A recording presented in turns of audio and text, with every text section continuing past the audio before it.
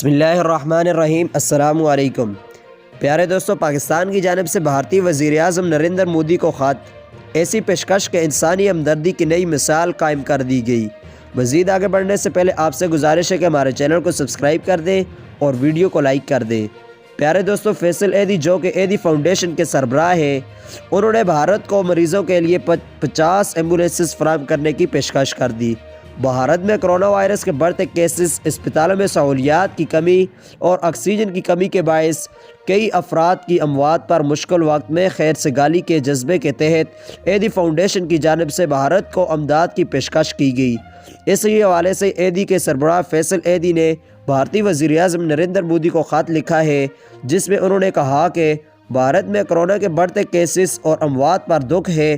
ہم کرونا کے ان حالات میں آپ کی مدد کے لیے حاضر ہیں اور انسانیت کے ناطے بھارتی عوام کی مدد کرنا چاہتے ہیں۔ فیصل ایدھی نے اپنے خط میں بھارتی وزیر اعظم کو کرونا وائرس کے مریضوں کی نقل و حرکت کے لیے 50 ایمبولینسز فراہم کرنے کی پیشکش کی ہے۔